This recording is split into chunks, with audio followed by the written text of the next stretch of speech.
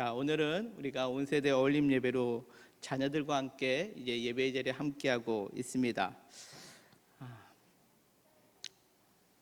우리가 예배를 드리면서요, 저도 부모의 입장에서 마음의 소원이 있다면 이렇게 함께 자녀들과 예배 드릴 때에 나 자신뿐만 아니라 우리 자녀들이 이 세상 속에서 믿음의 사람으로 잘 성장했으면 좋겠다라는 생각을 하게 됩니다.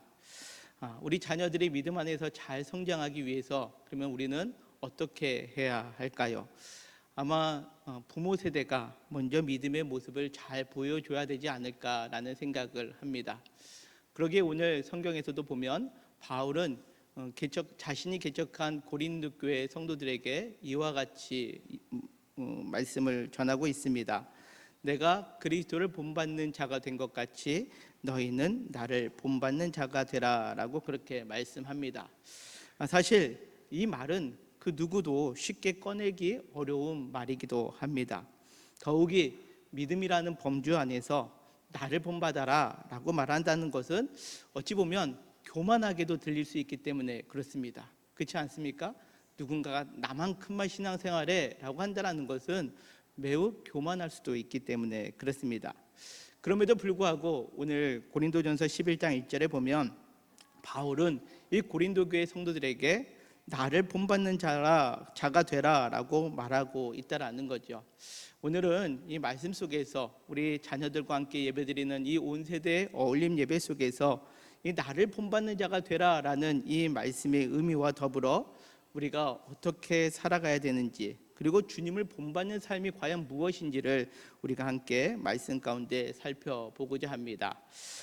오늘 우리가 이 말씀을 보기 위해서는요, 이 고린도 교회의 배경을 먼저 좀 알아야 합니다. 고린도 교회, 우리가 초대교회에 대하여 참 많은 이상적인 생각을 갖고 있는데, 근데 사실 이 고린도 교회는 우리가 생각하는 것처럼 초대교회로서 좋은 영향력을 미쳤던 교회이기보다는 참 많은 문제가 있었던 교회라고 성경은 말씀하고 있습니다. 대표적으로 고린도전서 1장에 보면 교회의 모습은 분열과 분파로 인한 갈등이 매우 심각했던 것으로 알 수 있습니다. 나는 바울파야 라고 그렇게 말하는 사람들이 있습니다. 왜냐하면 이 고린도 교회가 바울에 의해서 설립되었기 때문에 그렇습니다. 그런데 또 어떤 한편에서는 나는 아볼로파야 라고 그렇게 말한다라는 거죠. 왜냐하면 당시에 그 고린도 교회를 치리했던 사람이 아볼로였기 때문에 그렇다는 거죠. 그러자 또 어떤 사람은 나는 게바파야 라는 거죠. 게바는 베드로를 말합니다. 왜냐하면 바울, 아볼로 예수님의 직접적인 사도가 되지 않아. 우리는 게바, 예수님의 수제자였던 베드로, 게바를 따르는 사람들이야 라고 하면서 나는 게바파라고 그렇게 말하는 사람이 있고요. 어떻게 사람을 따라? 나는 그리스도파야. 그러게 너희들은 다 잘못됐어 라고 하면서 다른 이들을 정죄하는, 그러면서 나는 그리스도파다라고 이야기하는 그 분쟁의 모습들이 있었다라는 거죠. 이 분쟁의 원인은 자신들이 나만 옳다라고 여기는 데 시작되었다라는 겁니다.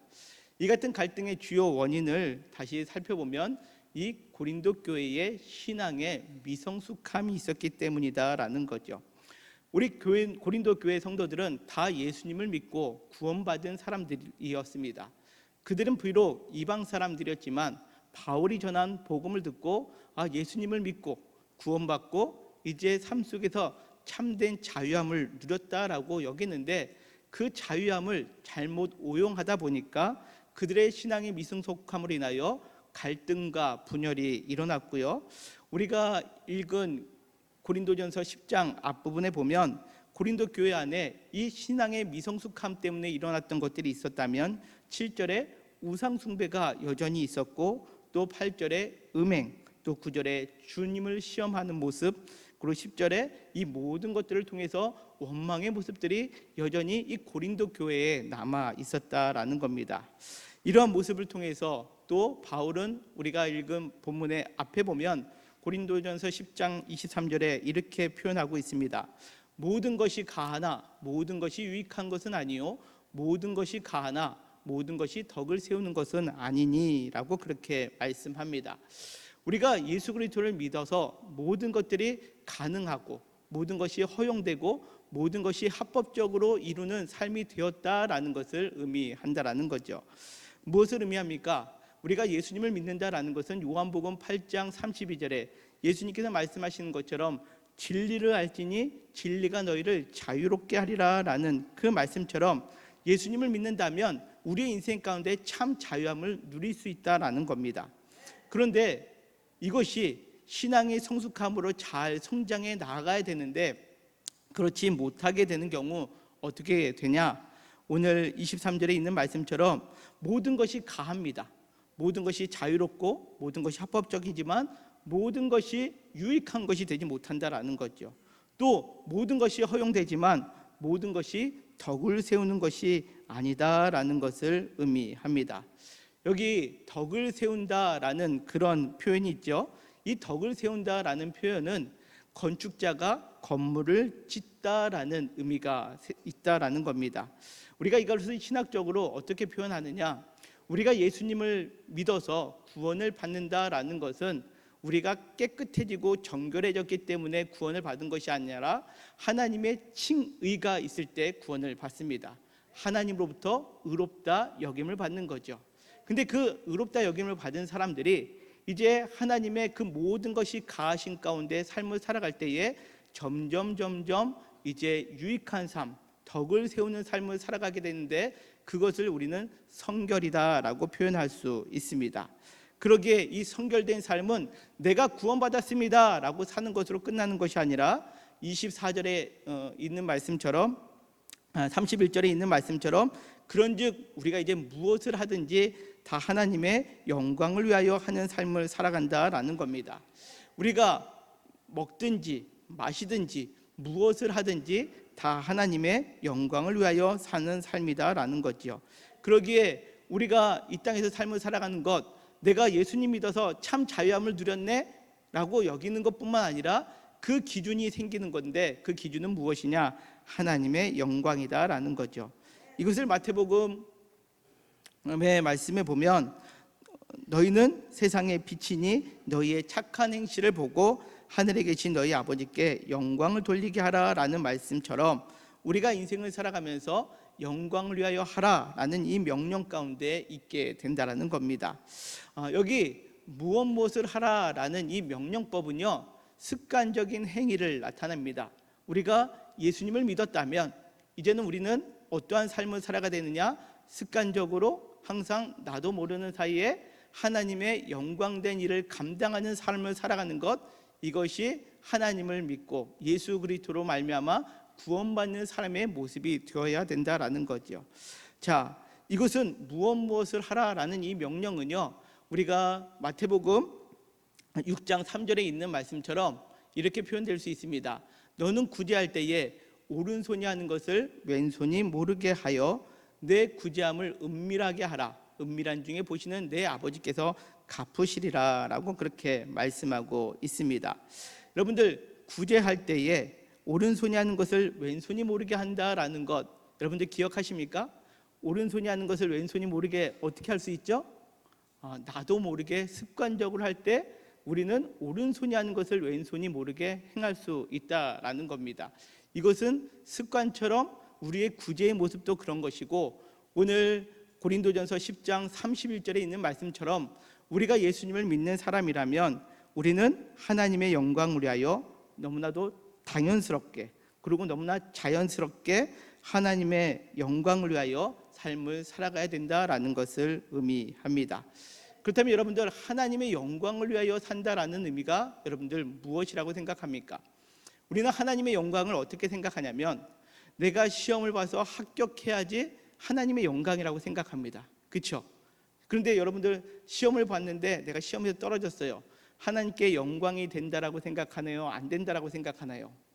우리는 여기서 내가 예수님을 믿어서 시험을 보면 합격해야지 하나님께 영광이고 떨어지면 하나님의 영광이 아닌 것처럼 삶을 살아갈 때가 있다라는 겁니다. 그렇죠? 내가 무언가를 계획하고 준비했는데 그것이 잘 풀려서 다른 사람들이 내 성공의 모습을 볼 때 다른 사람들이 야, 저 사람 보니까 확실히 믿는 사람은 달라. 이것을 우리는 하나님께 영광이다라고 여겨질 때가 있다라는 겁니다. 그런데 오늘 성경에 보면 이 하나님께 영광을 돌린다라는 표현은 우리가 생각하는 것처럼 세상에 내 만족을 추구하면서 하나님께 영광이다라고 표현하고 있는 것이 아닙니다. 이어지는 32절에 이렇게 성경은 말씀합니다. 유대인에게나 헬라인에게나 하나님의 교회나 거치는 자가 되지 말라라는 거죠. 하나님의 영광은 무엇이냐? 우리가 예수님 믿고 기도해서 승승장구하고 내가 세상에서 복받고 모든 일이 잘 되는 게 하나님의 영광입니다라고 표현하고 있지 않습니다. 고린도전서에서 신앙의 성숙함을 말하고 있을 때 미성숙한 이 고린도 교회 성도들에게 바울이 말하고 있는 신앙의 성숙을 이루는 하나님의 영광은 유대인에게나 헬라인에게나 하나님의 교회에게나 거치는 자가 되는 것이 아니다라는 거죠. 자, 여기 거친다라는 것은요, 헬라어로 좀 어렵죠. 아프로스코포스라는 단어입니다.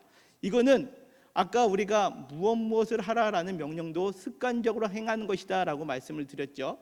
근데 여기 거치는 자도 어떠한 모습이냐? 습관적으로 다른 사람을 범죄하게 하는 모습, 이것을 행하지 말아야 된다라는 거죠. 사실 우리가 인생을 살아가면서 하나님께 영광 돌리는 것을 습관적으로 더 잘하시나요? 아니면 남을 힘들게 하는 것을 더 자연스럽게 잘하시나요? 사실 우리는 후자에 더 가까운 것 같습니다. 그렇지 않습니까?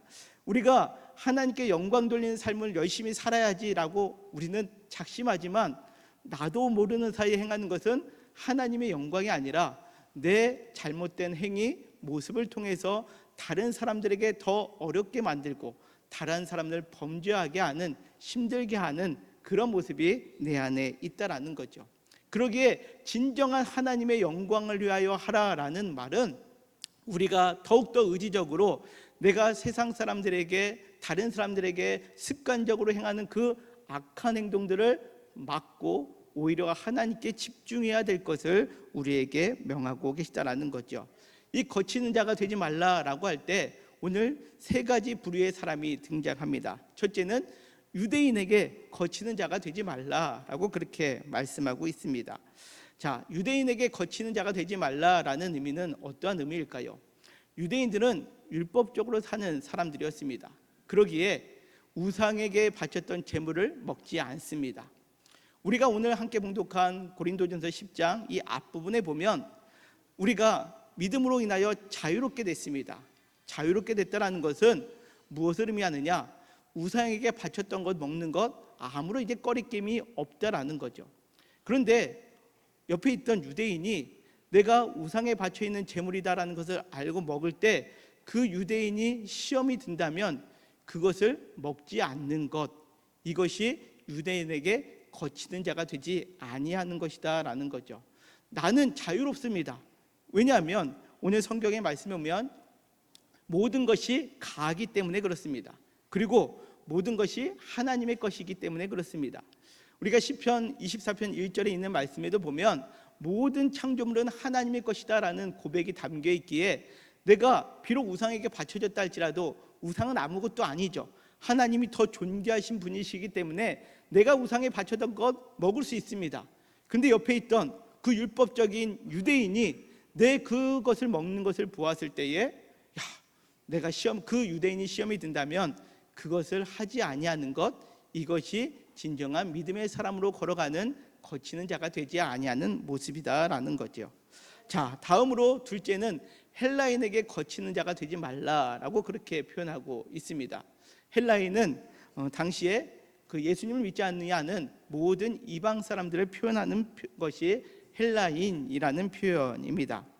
헬라인에게 하나님을 믿는 것, 예수님을 믿는 것을 잘 모릅니다. 그러기에 기독교인의 삶의 방식을 전혀 모릅니다. 주일날 예배 드리는 것도 모르고 성찬을 나누는 것도 모르고 또 기도하는 방법도 모릅니다. 그런데 내가 예수 믿는 사람이고 내가 참 자유 안에서 내가 예배를 드린다고 할 때 전혀 모르는 헬라인에게 그것을 믿음이 없음에도 불구하고 강압적으로 그것을 요청하고 강요하는 모습이 있다면 그것이 헬라인에게는 거치는 모습이 된다라는 것을 의미합니다. 세 번째는 하나님의 교회에 거치는 자가 되지 말라라고 그렇게 표현하고 있죠. 자, 처음에 말씀드린 것처럼 이 교회 안에는 서로 자기 주장이 옳다라고 분쟁과 분파로 어려움을 겪고 있었습니다. 이러한 모습 속에 하나님의 영광은 찾아볼 수 없는 교회다라는 거죠. 그러기에 하나님의 교회에서 거치는 자가 되지 말라라는 것은 어떤 의미를 갖고 있느냐? 거치는 자, 다른 말로 표현하면 나는 옳은 소리만 해, 나는 정의를 말해 라고 하면서 다른 사람을 비난하거나 다른 사람을 상처 주거나 다른 사람을 무조건 틀렸다라고 말하는 것, 이것이 하나님의 교회에서 거치는 자의 모습이다라는 것을 오늘 고린도전서에서는 말씀하고 있습니다. 자, 어찌 보면은 율법을 잘 지키는 자에게는 율법을 지키는 모습을 가져야 되고요, 전혀 율법을 지키지 않는 자들에게는 율법을 같이 지키지 않아도 되는 것처럼 보이고, 또 교회 안에서는 분쟁과 분파가 일어날 때 그러지 않는 모습으로 살아간다라는 거죠. 어찌 보면 이것이 그 상대방이 보았을 때는 이랬다 저랬다 하는 사람처럼 보일 수 있고요, 또 어떤 경우에는 야, 저 사람이 진짜 신앙인 맞아 라고 그렇게 여겨 보일 수도 있다라는 겁니다.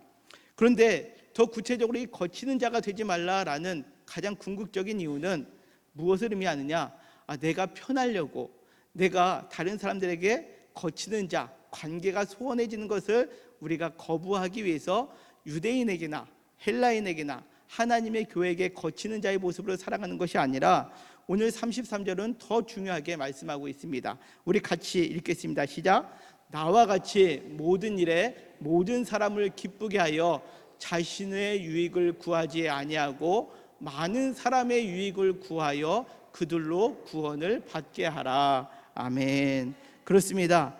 여기서 거치는 자가 되지 아니한다라는 것은 그냥 단지 인간관계를 좋게 한다라는 의미가 아니다라는 거죠. 이 33절에 나와 있는 이 진정으로 거치는 자가 되지 아니한다라는 것은 나와 같이 모든 사람에게 기쁨을 주는 거, 또 내 자신의 유익을 위해서 내가 관계 좋게 하려는 내 유익이 아니라 많은 사람들에게 유익을 주고 결론적으로는 그들이 구원을 받게 하기 위해서 이 모든 것들을 행한다라는 것을 오늘 성경은 말씀하고 있습니다. 자, 오늘 이 말씀 속에서 저는 항상 기도하는 제목이 있습니다. 특별히 우리 교회에 있는 우리 교회학교 아이들, 그리고 제 자녀를 위해서도 기도하는데요, 오늘 이 본문 속에서 우리가 함께 온 세대 어울림 예배를 드리고 있지 않습니까? 우리 곳에 예배드리는 우리 모두가 우리 자신뿐만 아니라 우리 자녀들을 위해서 이와 같은 기도를 하셨으면 좋겠습니다. 첫째는 어떠한 기도 제목이냐? 하나님의 영광을 위하여 살아가도록 우리가 기도해야 된다라는 거죠. 세상에 만족을 추구하는 인생이 아니라 모든 것, 무엇을 하든지 하나님의 영광을 위하여 행하는 그런 우리 자녀들이 될 수 있도록 저와 우리 모두가 함께 기도하는 우리 모두가 되시기를 주님의 이름으로 간절히 축원합니다. 또한 우리가 기도해야 될 것이 있다면 다른 사람들에게 거치는 삶을 살지 않게 하여 기도할 수 있어야 합니다. 여기서 다른 사람에게 거치는 삶을 살지 않다라는 것은요, 오늘 본문에서 두 가지로 표현하고 있습니다. 모든 사람에게 기쁨을 주는 삶, 근데 단지 기쁨을 주기 위한 것이 아니라 많은 사람들에게 유익을 주기 위한 삶이다라는 거죠. 우리 자녀들이 이 땅에서 삶을 살아가면서 기쁨이 되고 유익을 되는 삶이다라는 거죠. 저는 이것을 약간 변형하여서 무엇이라고 기도하냐면, 우리 자녀들이 많은 사람 가운데 인정받고 쓰임받는 자녀가 되기 위하여 기도하고 있습니다. 아무쪼록 오늘 이 예배 자리 드리는 우리 사랑하는 성도 여러분, 그리고 우리 사랑하는 자녀들 모두가 우리가 기도할 때에 다른 사람에게 거치지 않는 삶을 살아갈 수 있도록, 그래요, 모든 사람에게 기쁨이 되며 많은 사람들에게 유익이 되는, 그래요, 많은 사람 가운데 인정받고 올곧게 쓰임받는 우리 영통교회 모든 성도님들, 자녀들이 되기를 함께 기도하는 우리 모두가 되시기를 간절히 소망합니다. 또한 세 번째로 보면 이 가장 중요한 부분이죠. 이와 같이 삶을 살아가는 가장 궁극적인 이유는, 하나님의 영광과 거치는 삶을 살아가지 아니하는 가장 궁극적인 이유는 다른 이들을 구원에 이르도록 하기 위함이다라는 거죠. 나만 구원받고 천국 가는 것이 아니라 우리가 이와 같이 하나님의 영광된 일들을 감당하고 또 많은 사람들에게 거치는 인생을 살아가지 않음으로 인하여 나를 통해서 다른 이들이 구원받는 삶을 살게 하는 것, 이것이 우리가 성숙된 신앙의 모습이요 성결한 신앙의 모습이 됨을 우리는 성경을 통해서 깨달아야 합니다. 바라오기는 우리 이곳에 있는 모든 성도님들 자녀들이 우리가 기도 제목 가운데 여러분들 나를 통해서 다른 이들이 구원받기 위하여 기도하고 계십니까?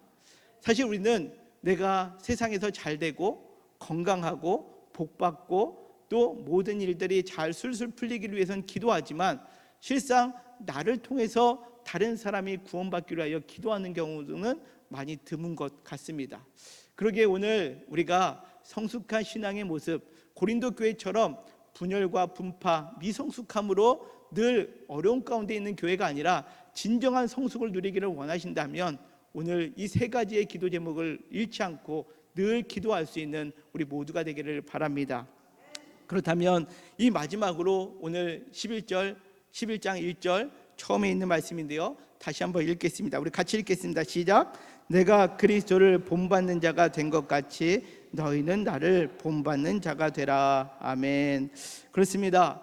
바울은 내가 하나님의 영광을 위하여 또 거치는 자가 되지 않고 많은 사람들이 구원을 받기 위하여 삶을 살아가는데 너희는 나를 본받는 자가 되라 라고 그렇게 표현하고 있습니다. 근데 여러분들 아까 처음에 말씀드렸죠, 나를 본받는 자가 되라 라는 말은 어찌 보면 매우 교만하게 들릴 수도 있고 또 때로는 어떤 이들에게 믿음 안에서는 거부감을 줄 수 있는 표현입니다. 그런데 바울은 어떻게 이렇게 고백할 수 있었을까요? 먼저 조건이 있기 때문에 그렇습니다. 무엇입니까? 내가 먼저 그리스도를 본받는 자가 되었다라는 거죠.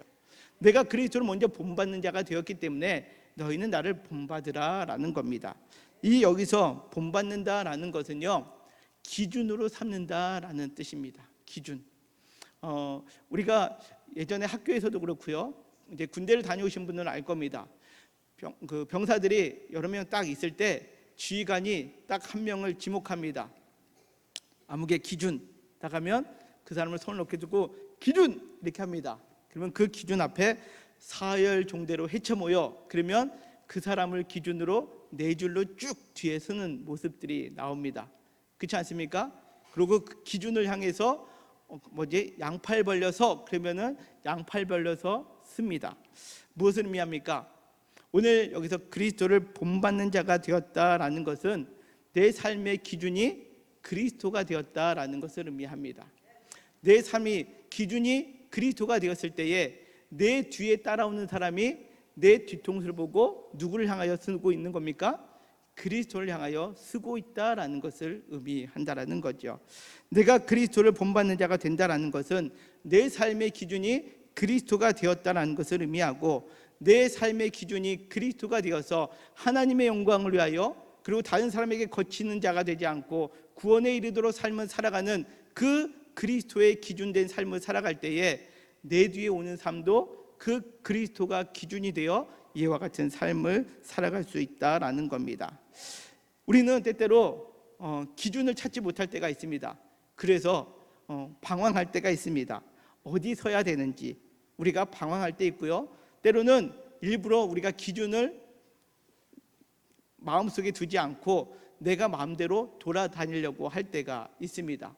근데 여러분들 우리가 여행을 다녀보시면 아시겠지만 우리가 단체 여행을 떠날 때 우리에게 기준이 되는 것이 있습니다. 무엇이죠?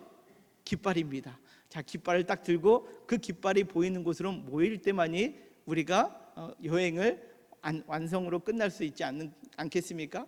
사실 우리의 인생도 마찬가지입니다. 우리의 인생이 미성숙함으로 끝나는 것이 아니라 진정으로 성숙되고 성결한 삶으로 완성되기 위해서는 오늘 11장 1절에 있는 말씀처럼 우리가 내 삶의 기준이 그리스도가 되었을 때에, 그리고 그 모습을 따라가는 모든 사람들이 그리스도께로 집중될 때에 우리의 인생의 모든 것들이 완성될 수 있음을 오늘 성경은 우리에게 말씀합니다. 우리가 살다 보면 다른 곳이 기준될 때가 있습니다. 그렇죠? 때로는 물질이 때로는 내 삶의 기준이 된 것처럼 보이고, 어떤 경우는 학업이 내 삶의 기준이 될 때가 있고, 또 어떤 경우는 명예가 내 삶의 기준인 것처럼 삶을 열심히 살아갈 때가 있습니다. 그 순간 우리가 기억해야 될 것은 오늘의 말씀입니다. 내 삶의 기준이 그곳이 아니라 다시금 우리의 삶의 기준을 그리스도께로 둘 때에 우리는 온전한 그리스도인의 모습으로, 성숙한 그리스도인의 모습으로 살아갈 수 있다는 겁니다. 아까 처음에 말씀드린 것처럼 고린도전서에게는 그 네 가지 큰 어려움, 신앙의 미성숙함으로 인하여 일어났던 것들이 있었습니다. 첫째는 우상숭배였습니다. 우상숭배는 기준을 제대로 잡지 못할 때 생겨나는 겁니다. 하나님이 아니라 세상의 것, 그리고 우상의 것을 기준으로 삼았을 때 그 유혹이 나에게 더 많은 것을 준다라고 여길 때가 있다는 거죠. 우리가 그리스도를 기준으로 삼을 때 우리는 우상숭배의 유혹에서 벗어나 예수님만을 온전히 섬길 수 있는 삶을 살아갈 수 있게 된다는 거죠. 또 우리에게 음행의 유혹이 있습니다. 세상의 만족, 쾌락을 따르고자 할 때는 그러한 유혹이 있을 때 우리가 그 쾌락, 유혹이 우리를 기준 삼는 것이 아니라 온전히 예수님만을 따라갈 수 있도록 우리의 기준을 바꾸어 나가야 된다는 거죠. 때로는 우리가 시험과 역경의 삶을 살아갈 때에 우리의 기준이 흔들릴 때가 있습니다. 찾지 못할 때가 있습니다. 그러나 우리의 기준 되시는 예수님과 함께 있음을 우리가 믿음으로 고백할 때에 우리는 이 시험과 역경을 극복할 수 있게 된다는 거죠. 또한 원망의 자리에서 우리가 어디로 가야 될지 알지 못하고 좌절과 낙심, 하나님이 없는 것처럼 인생을 살아가는 것이 아니라 예수님께서 참된 기준이 될 때 그 예수님의 기쁨을 회복하는 삶을 살아가게 된다는 거죠.